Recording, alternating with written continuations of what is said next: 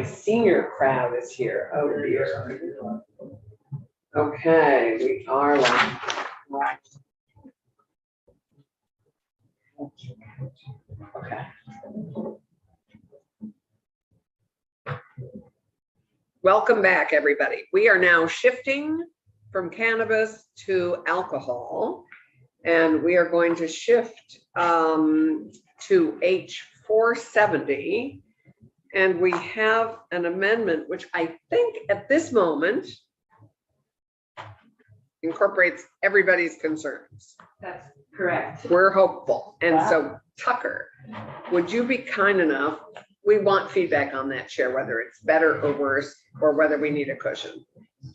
So just as you said it, we need feedback on it. Yes, it is. It was caned. The chair you sat in yesterday was caned. Okay, Tucker. It needs a cushion, I agree. Okay, Tucker. The Christmas tree. Good morning, Tucker Anderson, Legislative Council. Thank you for caning the chairs and not the attorneys. That's fine. Oh, we would You came not up with cane that our really attorneys. quickly. Good for you. We love our attorneys. So this amendment that we have before you, you should have 2.2. No, Yes, Yes. it just has an odd date. 420. I did not update it from. But I want you to know that we are It's a really noticing important date. That was a big mistake.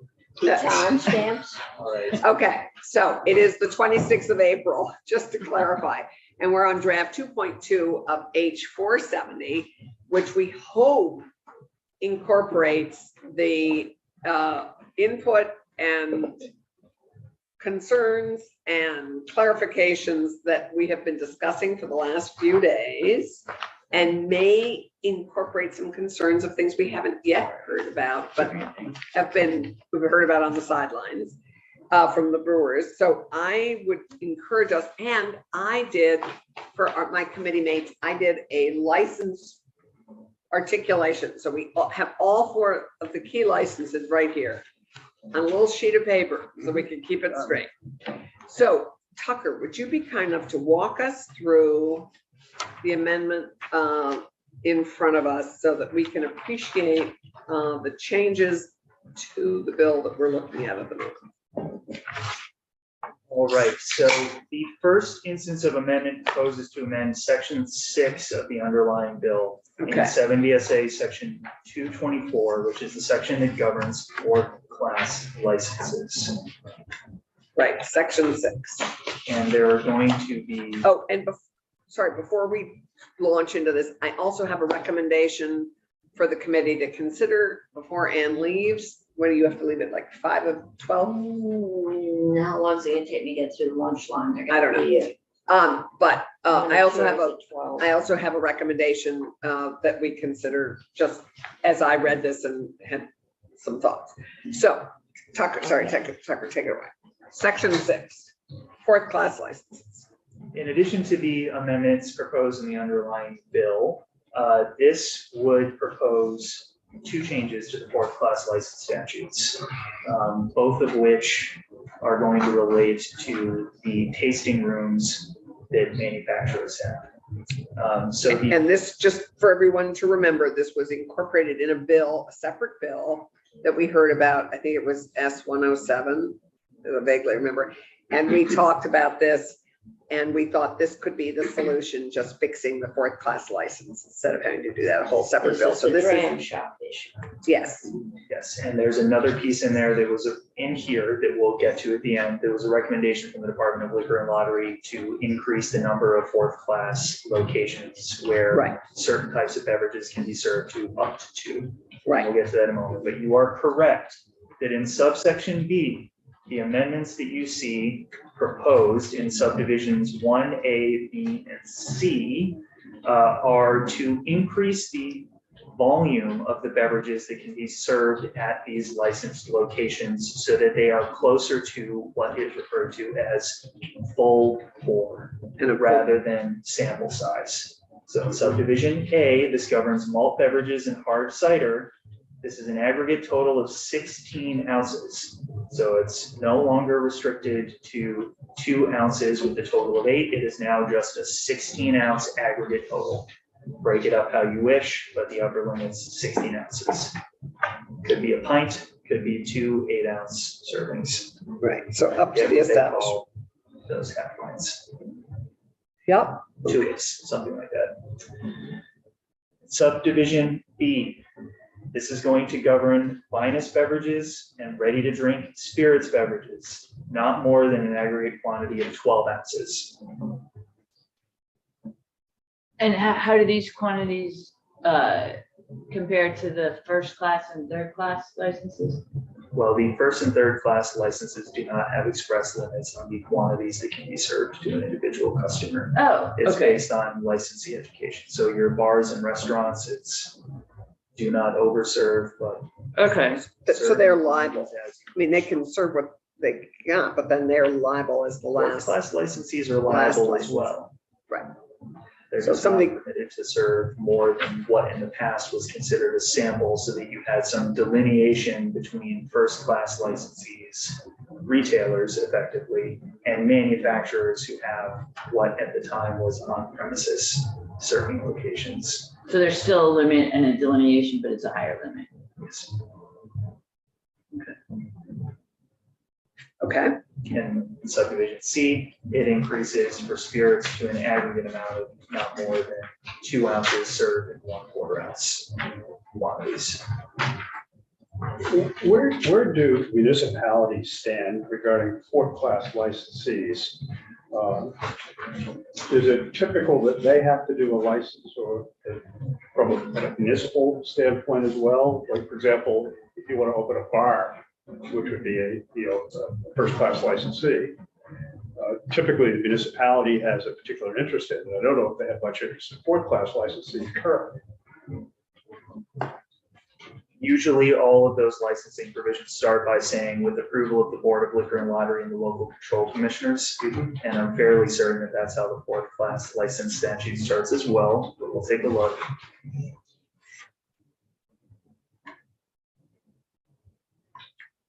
So I think municipalities will be more concerned about an increase in quantity that might change and affect the character of the facility.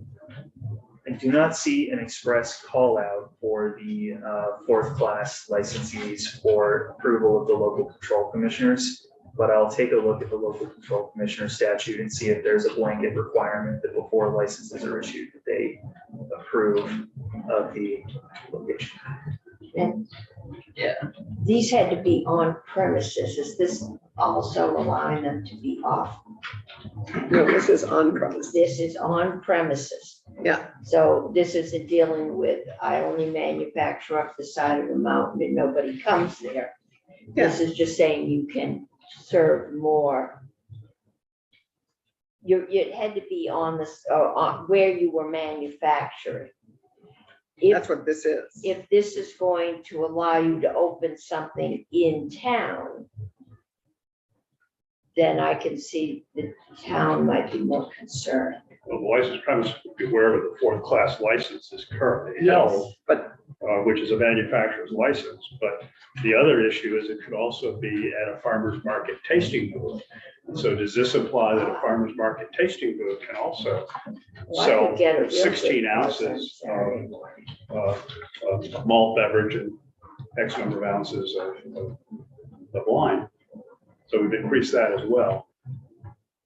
That probably may or may not have more of a municipal implication. The language in subdivision 1 that precedes the servings amount states that at the licensed premises or location. And the or location is targeted at farmer's market. So this could be the farmer's market location as well.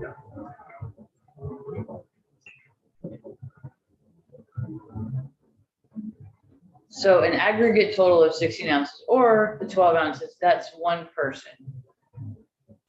So in theory, they have to notice who's drinking what. and measure it per person.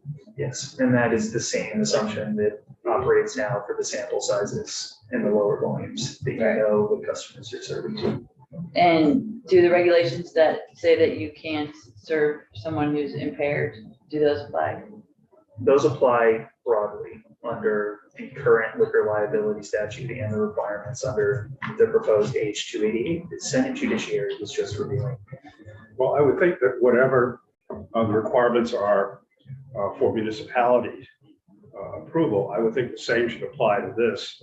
However, whatever we need to do to make that happen, I don't think we should do this and leave municipalities out of whatever oversight they want to.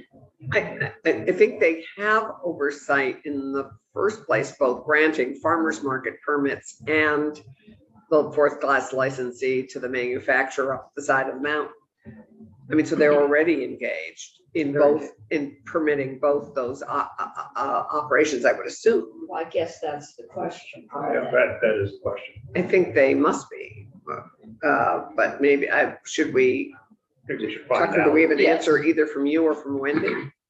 So Wendy, do you want to weigh in here? Yeah, Skylar's actually on the phone. So you can- Scott, oh, Skylar's Skylar. our chief. of- Skylar, are you able, would you introduce yourself and are you able to answer this question? Yes, Senator Clarkson, no problem. Skylar Janess, for the record, I'm the chief of the law enforcement officer and senior director of licensee operations for the Department of Liquor and Lottery. Currently, fourth class licenses, whether either a tasting room or a farmer's market, are not routed to local control commissioners for approval, nor are manufacturing licenses, which would be an underlying foundational license to obtain a fourth class in the farmer's market. So what Commissioner Liquor and Lottery, what Tucker had alluded to is there are regulations that exist for over serving, right? So anyone that's licensed is bound by the regulations about over serving and overselling. So there's that exists. They are also all required to take our mandatory educational classes, and they have to have a certification. So it isn't as if there are no guardrails. I'm glad you asked the question about municipal regulation, because I think they should have I a do say too. in this. Now, a question I have is, I don't know if a municipality can say no to a liquor license application. They They can. Scott for Yes. on-premise locations. Yes. Well, Skylar can answer that, but yes. Skylar, you want to Well, answer? yeah, if you can answer, can they say no, and under what conditions, or are there conditions under which they can say no? Skylar? Yes, so I will say that Title VII does give authority to the local control commissioners to approve or condition licenses. The question on whether or not they can deny that, the department has always deferred to their own legal counsel for the reasons and conditions in which they would. So I don't want to speak on behalf of municipalities on what their full authority is. I think I would just be not in the right position to answer that. Okay, so conditions are different than saying no. Right. And you have a question? No, it's, again, you start out with farmers markets, that's people selling tomatoes and cabbage. And there's been a few crafts thrown in. Some of them are more crafts and food, prepared food than actual farm product. We're now allowed alcohol tastings. We're now upping the size of the tastings. And the town doesn't seem to have the ability to say, no, you can't have more than 3% of your people be selling alcohol. I don't know the, I mean, I don't know if I want to. It's different. the overlay of municipal authority here can get complicated very fast. I can tell you in general, within the universe of Title VII that you're dealing with here, that the local control commissioners do have limited authority to condition the issuance of a liquor license based on ordinances that have been adopted governing, for example, public nuisances and places of entertainment. They are also given, I don't know how it may have been interpreted by courts in the past, but we'll say pseudo collaborative authority regarding first and third class licenses for the approval of the issuance of those on premises bars and restaurants licenses with the Board of Liquor and Lottery. Don't forget that in the overarching authority that a municipality has, there may be bylaws that restrict where a commercial activity can take place on property within the municipality.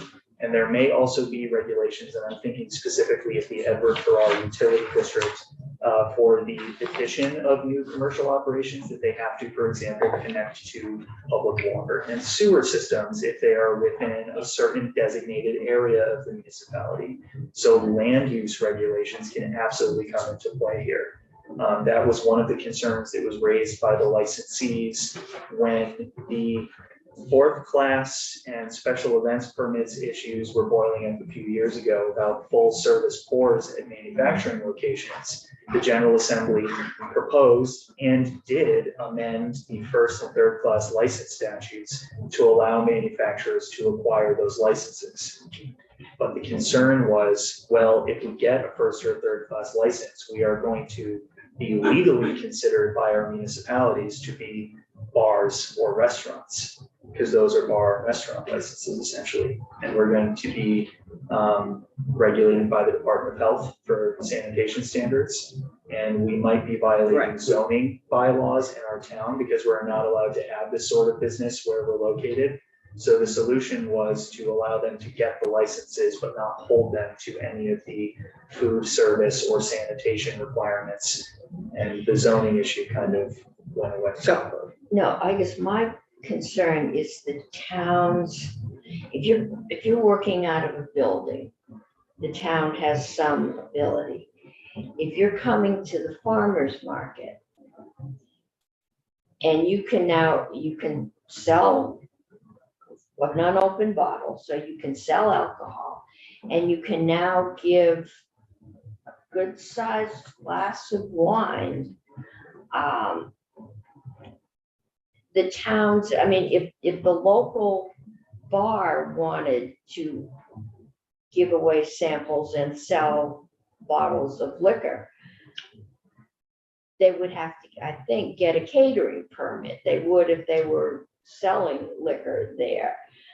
But there's no control over the it's up to the individual organizers of farmers markets. And at what point does a farmers market become a brew fest? Okay, I think Wendy has an answer to this, and I'm just cognizant of I it. know, I just wanted to offer a suggestion is that if the issue is that the fourth class licenses that currently don't have local control, you could amend that to say that the towns have to have local control. That it has to be reviewed by the Just town. like first and third class.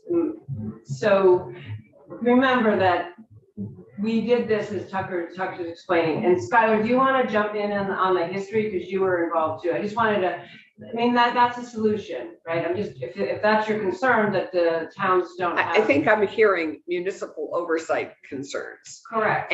And because the other suggestion I was gonna make is that to move this conversation forward, that at the manufacturing location, that was the main request, not necessarily opening up larger pours at farmers markets. So the Or other was thing. that your request? So the way the way the statute writes now is that fourth class license includes tasting rooms and farmers markets. So I think if you You could disconnect decouple. those, and this is always dangerous, I'm talking on the fly, but I'm suggesting that that might be a way to alleviate the concerns that you have these larger pours at farmers markets permits. And if you, because the whole idea, remember, was to allow cider makers and wineries at the. tasting rooms. manufacturing. Correct. So that was my thought as I was thinking about this, and Skylar and Tucker should weigh in. Yes. But I was thinking, let's decouple, because I think our real challenge here is decoupling, because there already is a tasting room at the manufacturer's center. They already have a 4th class license. Increasing the pour size there doesn't bother me as much as addressing what I think is most people's concern here, which is the amount that's served at a farmer's market. Exactly. We could work on language. Is that fair? I think the question in my mind is broader than that. My question in my mind is that when you increase the quantities to those particular quantities, the goal is for someone to come in and be able to buy up to 16 ounces of malt beverage and up to, 12 ounces of wine. And that is different than a tasting room in the classic sense. Person's going to come in and have a drink. Now, the question is, does a municipality have an interest in saying that's of more concern to us than a tasting room? Now, I believe what Tucker had said he thought was in the in an underlying statute elsewhere is that the facility has to meet the requirements of the Department of Liquor and Lottery and also the requirements of the municipality. If it were worded in some way like that, the municipality can then decide. It may say, we're not interested in imposing anything, or we may be, but it's optional. It's not necessarily mandatory. I think we actually can accomplish both those things. Commissioner Knight's suggestion about taking the same language for the other on-premises serving locations and adding it into the class 4 license provisions will get you there, where the local control commissioners would have some authority. And the farmers market piece, I have to do a little bit of digging on this, but I just looked at 24 VSA 2291, which is the miscellaneous regulatory authority for municipal governments. And there is a power to regulate itinerant vendors, peddlers, door-to-door salesmen, and those selling goods, wares, merchandise, or services who engage in a transient or temporary business, or who sell from an automobile, truck, wagon, or other conveyance. And then there's some exceptions for those who are selling produce or other farm goods. So that's where municipalities are already regulating and permitting farmers markets. Potentially, except that the requirements of state law would likely supersede that so that they couldn't restrict these licensees. However, they could outright prohibit at farmers markets in the town having these sort of licensees sell their goods, period. They likely couldn't change the service amounts, but they could say no more farmers markets with 4th class licensees. So I think I'm If they hearing, can say that, that's really important. Yeah. Sorry. which, If municipalities have the authority to either prohibit or to maybe just say 1 or 2, For those Sellers. temporary businesses. right, which is at not- farmers market specifically, I think that would allay some of my concerns definitely. So I You need to think, check that. I'm sorry, so sorry. yeah, Wendy, I'm just offering Skylar to. is Skylar ready to jump in? On that. Skylar, what's Absolutely. your thought? So functionally, I will say that the department will never issue a license or permit unless we can determine that the applicant has lawful authority to be present at the physical space. That's also true at farmers markets. Before the department issues a farmers market permit, we do look to see approval from the organizer of the farmers market, to include, sometimes those are municipalities themselves. So while it's not hard coded local. Yeah. While it's not hard coded in our statute for the farmers market permit, we do see approval of the farmers market included in the application packet for those events. That's good, but we don't know for sure that municipalities can limit or. Well, I'd like to know for sure if they can or if they can, or what they can do and what they can't, one. And two, I would like to hear from the league. Yeah. You know, before we start, in effect, legislating what municipalities can and can't do, I think it's fair to have some input, just as we Yeah. had, input from the brewers and manufacturers, we should have the same input from the municipality, because there is a definite concern. Definitely, yes, I agree. Okay, so I'm hearing two things. One is Tucker, well, maybe three things. Tucker, you do need to do more research on this before we come back. And so more research on what is currently available in terms of oversight. So that you're going to come back to us with. We're also looking at possibly, if there isn't, adding some municipal oversight. Or the ability to have it, it's not necessarily making it automatic or mandatory. Right. And the other thing I'm hearing is the volume available at farmers markets and decoupling the volume that we would be permitting at the tasting room from the volume that's available at farmers markets. Is that the third thing I'm hearing Not for me. from you? I just, Is that a concern for you too, Wendy? I'm less concerned with, You just want, because the municipality in theory could also limit the size and the amount they would like to have at farmers markets. If you're gonna build in yes, municipal oversight, yes. it could conceivably do that as well, right? No, yes, no. I'm not I will defer and get back to you on all of this with the known knowns, the known unknowns, and the unknown unknowns as soon And as I then- possibly. Perfect, that's good. Okay, so then I would suggest we wait and finish the amendment. Unless Wendy or Skylar has something else to add. I think if you have additional thoughts we want to get back, we should continue to amend Right, this. okay. Are there other things that we should look at in the meantime? Yes, there's the rest of the amendment. So let's finish the rest of the amendment. So that was That was the, the first part of the fourth class.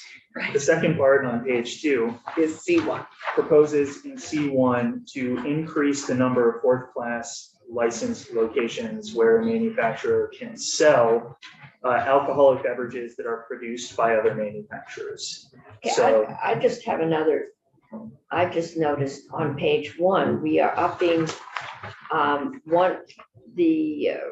okay, beverages ready to drink spirits. 12 ounces. Okay. Okay, so we're doubling the amount of Bar Hill gin I can sample up to 2 ounces. In the aggregate total. That's 2 shots of gin at 10 o'clock in the morning. I Right? don't think they're open at 10 in the morning. No, but this isn't at farmers markets. It can't be. Yeah, Right, but that's what we're gonna work If we on. don't change. yeah. I thought that- I think part of what we're hearing is that we might want to separate farmers markets from tasting rooms. Mhm. Yes. 'Cause Okay. it's changing the nature of a farmer's market from someplace where I might want to bring my grandkids to someplace I might not want to bring my grandkids, Great, so, depending on the number right. of tasters there are there. So we're going to C1 at the top of page 2. Okay. So this increases the number, Tucker, go back to you, sorry. This increases the number of fourth class licensed locations where the manufacturer can serve alcoholic beverages that are produced by other manufacturers.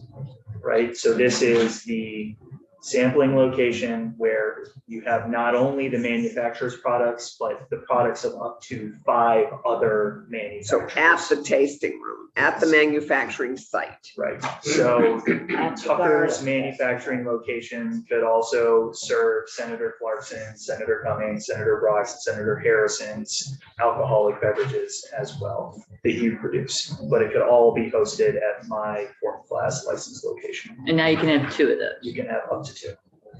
Okay, Okay. any questions on that before we move to the second instance of amendment? So as a fourth class licensed location, you have the manufacturer's facility and one other facility? Is that what's intended here? That's what they asked for. Yeah, they asked for that. I know they asked for that, but I'm just You can, trying to reconcile it. The commission. with the other portions of the under current law, I believe you can have up up to, well, you can get up to 10 fourth-class licenses, That's but the usually they're farmer's for market. farmers markets.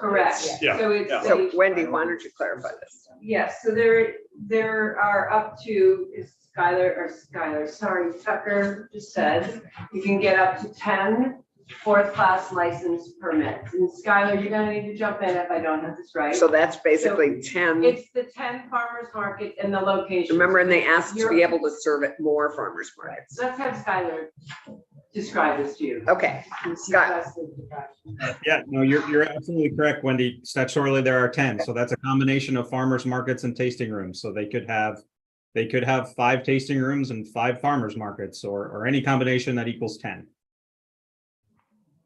So we could make this apply to a maximum of 2 tasting rooms. We don't have, this doesn't have to be farmer's market. No, this is not, this is basically saying location. So it says tasting room locations. Right now, you're permitted, one of those tasting room locations, you're permitted up to 5 other Vermont manufacturers. The idea is so Vermont manufacturers can showcase their products at different facilities. So we have one right now that's permitted, and we're suggesting we raise that to 2 so that it gives the Vermont manufacturers more opportunities to have their products Okay. around the This is the state. getting it off the farm road and down onto the state route. Exactly. Okay. But, In part, correct. but Okay. if we say tasting room locations, then it's not farmer's markets. That is correct, right, Skylar? Because those are Tasting the room only 2. locations, they're not the same as the farmer's market permits. but it just Right. says But I location. just It think it would be nice if we want to limit it to, I would prefer if this is limited to tasting rooms, and which would be a building. doesn't- So the, Correct, and I think if we separate farmers markets permits and 4th-class tasting room locations, then it gets a little confusing, right? Because there's certain things I'm hearing you say you're okay with at a location, at a tasting room, and maybe not so much at the farmer's. Right. so a location includes a farmer's market though at the moment is my Right, but we understanding. can Yes, put words yes. in here that say Correct. tasting room location. Yeah, because under this, I Well- think you could have 10 tasting rooms. No, Oh, over you the- can No, right 2. now. You can have 10 tasting rooms. You can have up to, Okay. but the ones where we want you to be able to expand what you're, Well, if you can have 10 Distributing. tasting rooms, what's their problem? whose problem? Because they're pours. So we're not only, remember, we're increasing the amount that you are offering Okay, at so a now the tasting 10 room. tasting rooms are becoming closer to bars, You- because you can get a full. So we're basically not changing the 1st-class license, which is meant for bars and restaurants. We're saying if we want to allow these manufacturers to offer a full pour, the mechanism to do that is at the 4th-class license tasting room. That's what Yes, we not arrived the at. farmers market. Yes, but Farmers then, markets, we're using as a term for almost any kind of a gathering, are we not? That is, similar to a farmer's market, although they may be selling flowers or antiques. so. No, Skylar, that's different. That's further yeah. down. That's. That's the next. I mean, how do we look at when we get a 4th-class license permit at a farmer's market? What are the things we look at to What's the ensure? definition of a farmer's market? Yeah, that it's at a farmer's market. Yeah, understood. We actually seek approval from the farmers market organizer, whomever that may be. Sometimes it's a municipality, sometimes it's small community organizations. We ensure that it is in fact a farmer's market, and that it's not just the manufacturer saying this is my farmer's market to sell beverage alcohol. And there are some other requirements, 2D says that the farmers markets 4th-class licenses are valid for the dates of operation for the specific farmers market location. So these are obviously reoccurring. Farmers markets are generally not a one-time event. They are reoccurring throughout a season. So it's one permit and it encapsulates all of the reoccurrences of that farmer's market by statute. So they're within the 4th-class license definition under Title VII. There's some nuanced differences between a farmer's market and a tasting room. But I think to the committee's point, they are very nuanced. So at the moment, is it correct? Are we correct in understanding it when you say location, it could be either or? Is that correct?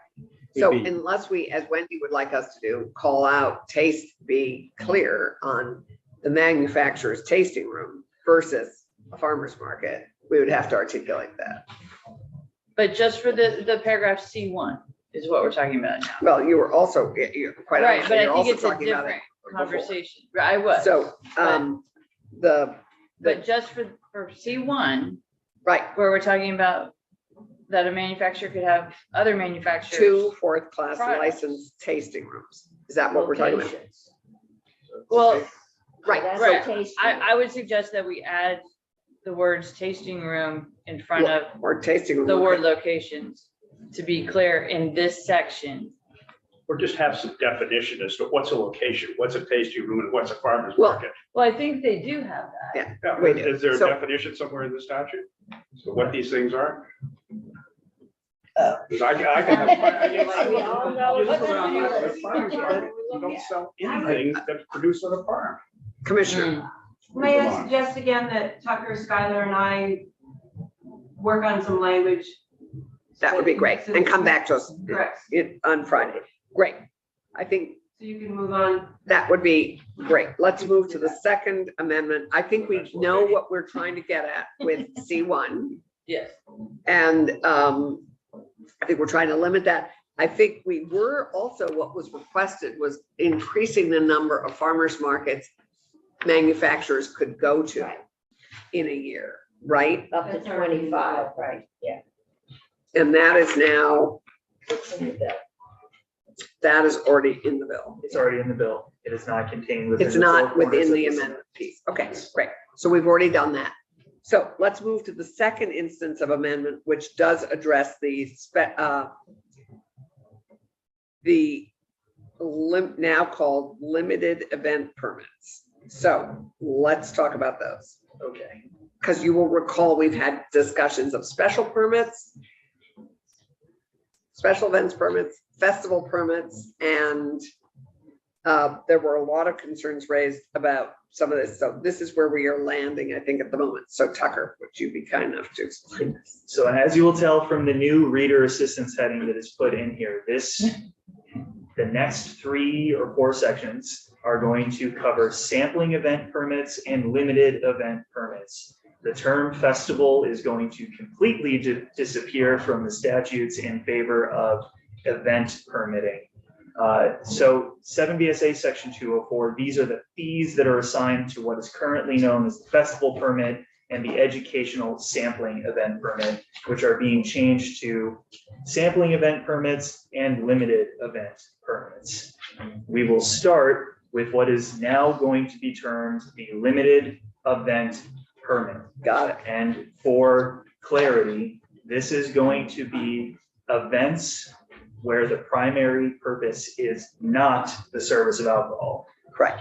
The colloquial reference that has been made over the last week or so was, I believe, the Garlic Festival, That right? was where one of the problems for my constituents. So book stock, anything that is a cultural event that is not primarily about sampling It's not a brew alcohol fest.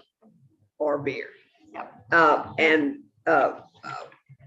So it is all the cultural events we can think of, whether it's a history fair or an art fair or a book fair or a concert. And do we say that somewhere? Or something similar? Yes, we do. Yes. The way that the department has constructed this is largely going to cover just about any type of event that needs a permit to sell or furnish alcoholic beverages as part of their event, but that is not primarily dedicated to the service of Right. sampling alcoholic beverages from manufacturers. But where they want to invite a manufacturer or, whoever in to have a sampling opportunity. They certainly could, but the authority that's granted here is for them to essentially purchase invoiced volumes of alcoholic beverages from licensed manufacturers, rectifiers, packagers, or wholesale dealers, and then to serve them as part of the event. It is as initially proposed, this was going to replace the festival event permit statute, and then festival permits were going to get moved to 7 VSA 251. But what the department This proposed simplifies it. is so substantially similar to what exists in the educational permit that we're just gonna do it all here. Great. Okay, moving through. The department may issue these permits if the local control commissioners also approve the limited event and 15 days notice the applicant submits an application to the Division of Liquor Control. All right, and they have to pay the fee that we just breezed through in the previous section. Subdivision B1, the limited event permit holder is granted authority to purchase invoiced volumes of alcoholic beverages directly from a manufacturer, packager, wholesale dealer, or importer that is either licensed in Vermont or is a manufacturer or packager that holds a federal basic permit or brewer's notice or evidence of licensure in a foreign country that is satisfactory to the board.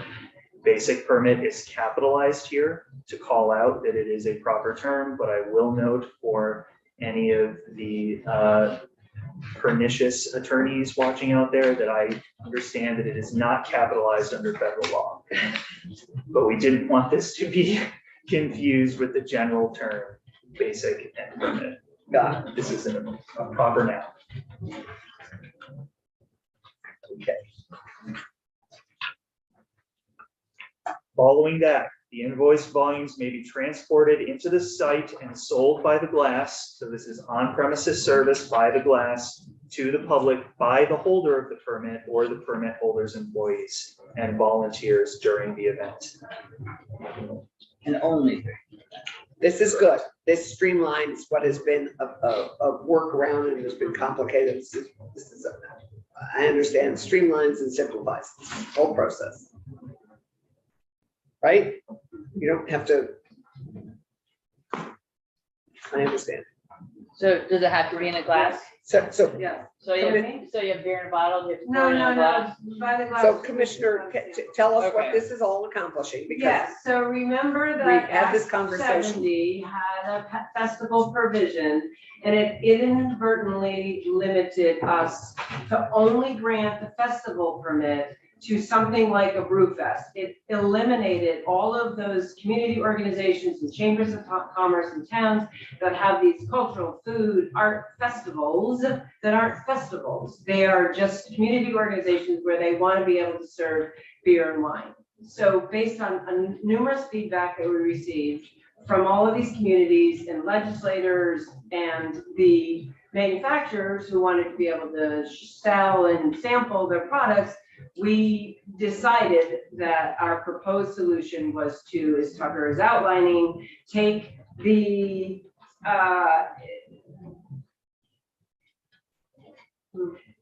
make those a limited event permit. So we're merely taking the educational sampling permit, the provisions that exist there, and we're calling it a limited event permit. And that is for all those community cultural arts organizations around the country. So state. That gives them the path forward that we don't have to like force them to charge $5 and force them to do certain things. That solves that problem. Now what becomes the festival permit is what is the, Tucker, help me out, what is that called? Sampling event?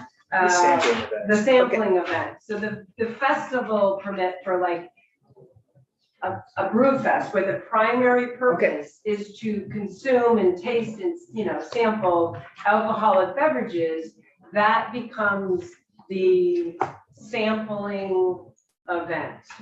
right, okay, we haven't Okay. quite gotten there. We're still finishing up the limited event. And so any questions on the limited event permit? Just a quick question. The directly from manufacturer and the part that with the basic permit, is that all language that exists elsewhere and is not new and nobody has any questions about it? Everything except for the named federal permits Okay, exists elsewhere. so you're adding those and you guys are fine with that? Yeah, we're basically taking Obviously, you're provisions fine. that exist from one section and swapping them, kind of. Okay, And then the places where there are new changes, we're calling them out, like the 16-ounce hard cider, things that are updated that don't exist. Okay, But we're basically swapping provisions out, if that makes sense. okay, thank you. So my understanding is we're streamlining this, making it simpler and making it, that is my understanding of what we're doing here. Is That that is not our correct, understanding. Tucker?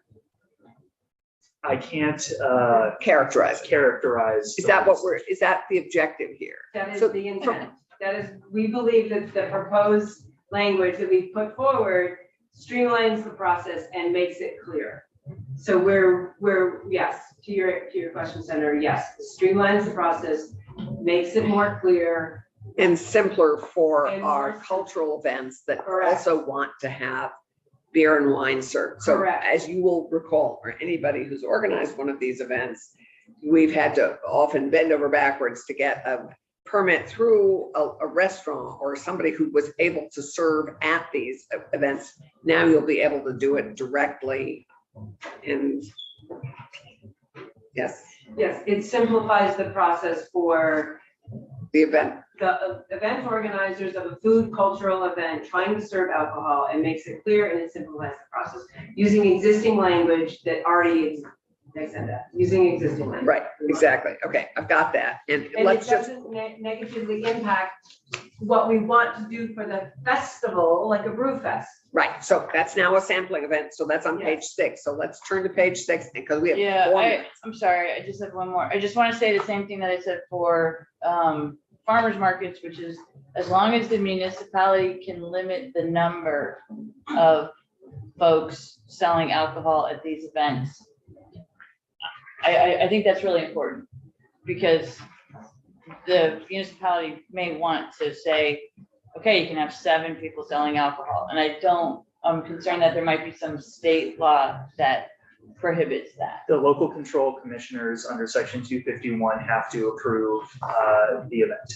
But do they have the authority under their approval to limit that? I will Because look some into of whether they their, have discretion to set narrower restrictions. All I right. would say. But they that have to that's approve it. not I know. likely based on a Dillon's rule interpretation, but I will all right, incorporate that in my research about the municipal overlay here. but So- yeah, because with the first and third, you can't say no, you can just condition.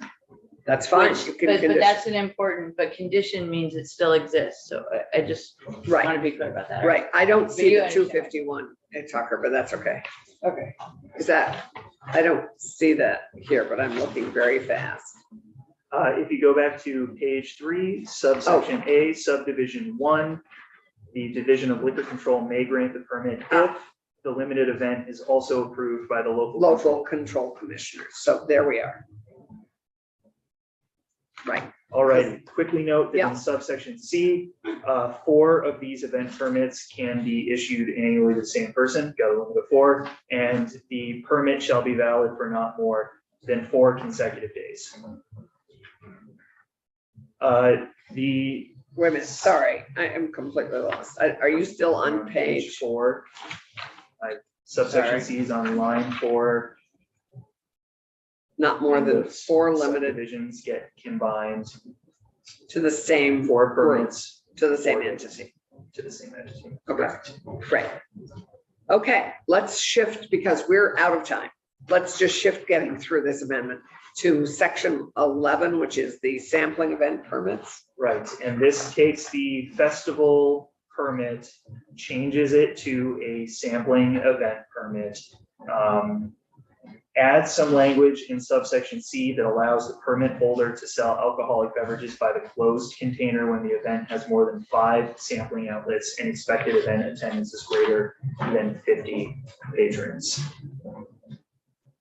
The second change, So sorry, that just means that somebody can sample it and say, oh, I like this enough, I'm gonna buy a 6-pack. What does this mean? They may sell closed containers. I mean, isn't that what the whole point of this is? If you're at a sampling festival, you sample it and you say, oh, I'd like to buy more. I'd like to buy a case of this. You can't do that there. No. No. Skylar, can you comment on what we changed out here? We were trying to remove the primary purpose language and we're defining high patronage, high frequency. Skylar, can you comment on this? I can, that is correct. Lines 10 through 13 on that page was where we intended to replace the primary purpose of the event is to serve the following, and substitute in the primary purpose of this event was for, or this permit would be for high patronage, high beverage alcohol scenarios. So this is not, this helps the department distinguish which is the appropriate permit in which scenario.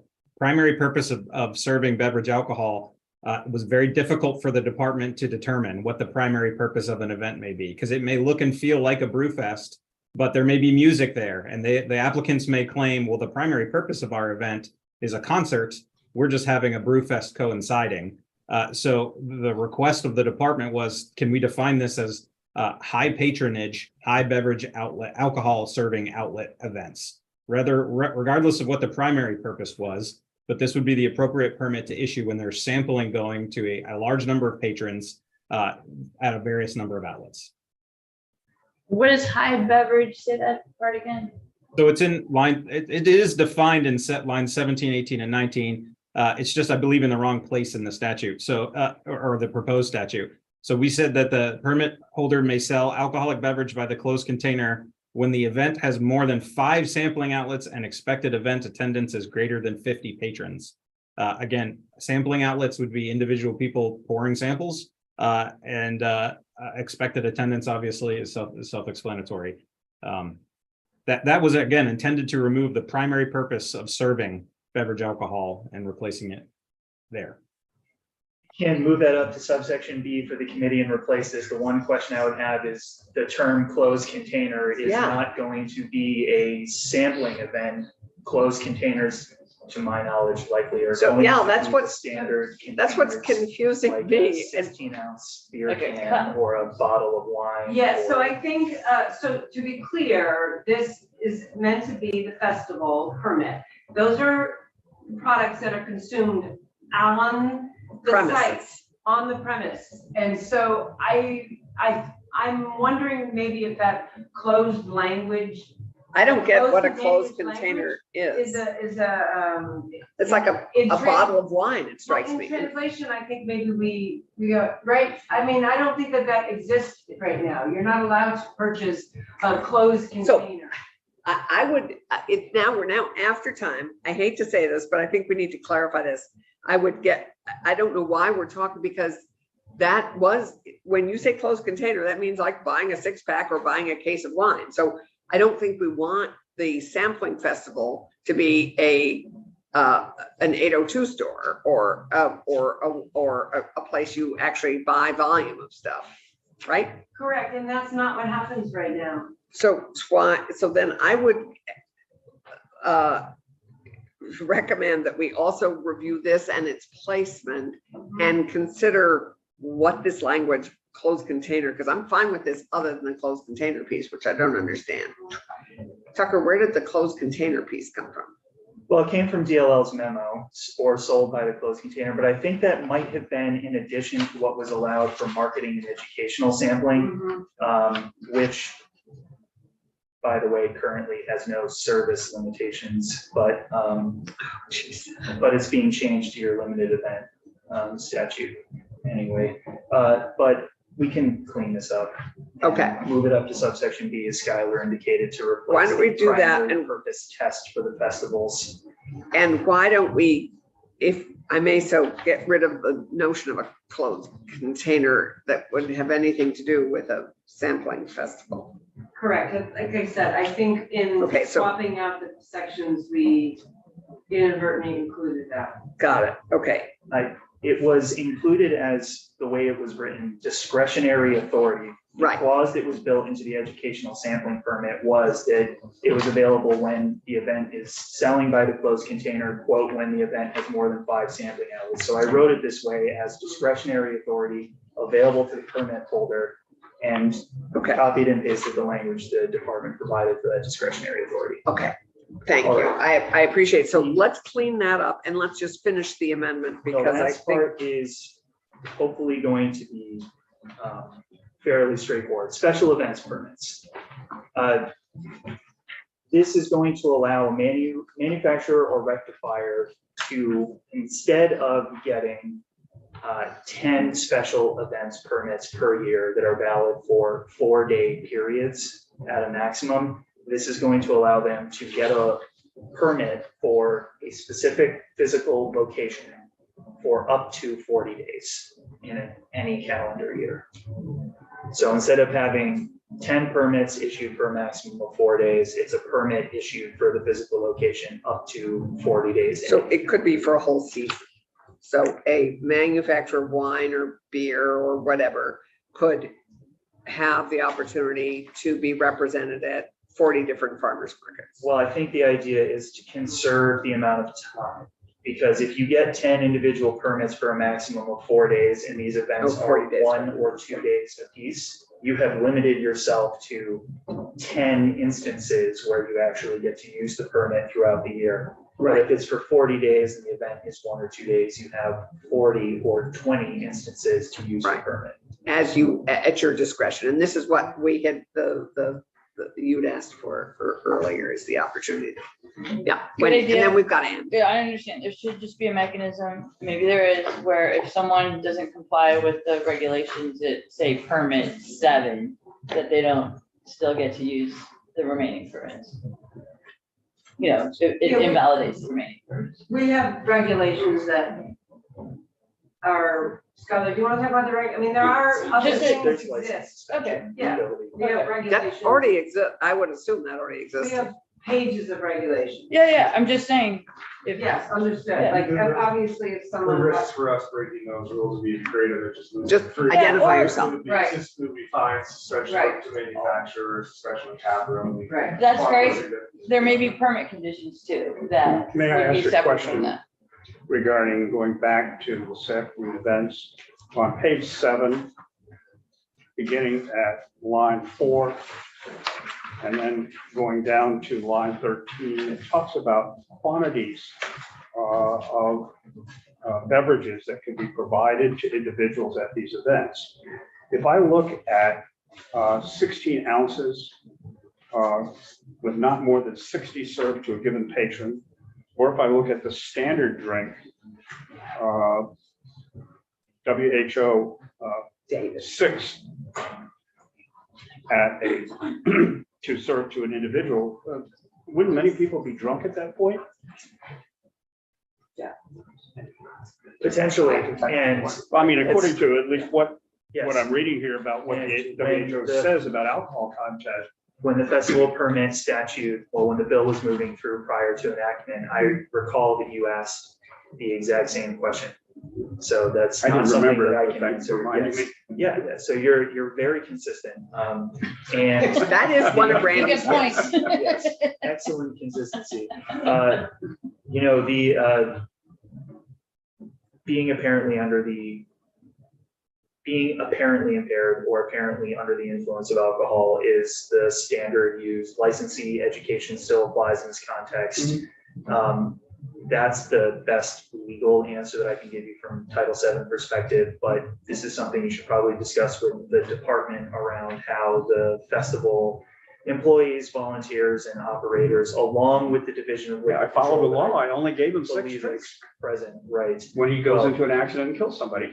To let you know what your next question was after that, from when this came through a few years ago, Mhm. it was, are all of the festival manufacturers jointly and severally liable if they overserve? Of course, Yeah, and the answer but the guy is still the dead. current statute, And yes. my question basically is, should we be authorizing in law a limit in which we know that a substantial portion of the people who meet that limit will be too drunk to drive?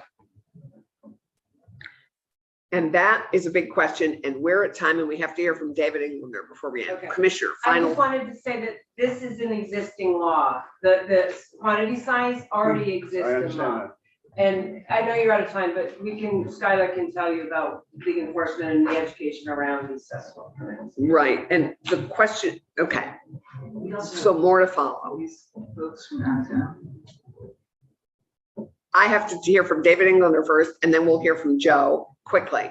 But sadly, it's taking more time than we expected. And we were hoping actually that this amendment was satisfying your concerns. So David, you're up next. Good morning. Good morning.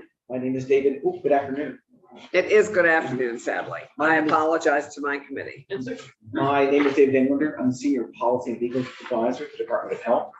And I'm here to discuss, so thank you for hearing from me. I'm delighted to be before you for the first time this year. Yes. My testimony will be 1 minute. And if you agree with me, my total testimony will be 1 minute and 10 seconds. My testimony is specifically for Section 8 And we're going back to the original bill. of the original bill passed by the House. The Department of Health, in consultation with DLL, shall study and report on the public Right. health effects of the sale of alcohol on off-premises consumption. While the department, yeah, I'm sorry, madam. No, keep going. While the department always prefers to come in and to be collaborative and provide resources and perspective and information, what this is asking for is not possible. The effects of, well, so first of all, the alcohol consumed in Vermont has been very steady since 2011. About 2/3 of Vermonters over the age of 18 consume alcohol in the previous 30 days.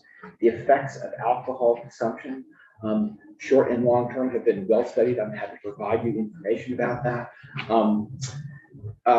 There's extensive research on that. The public health impact of alcohol use doesn't bear on how it is excessive.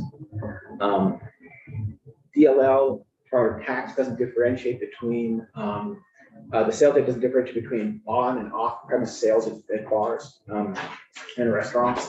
And even if those data were available, there's no way to link health data to those purchases.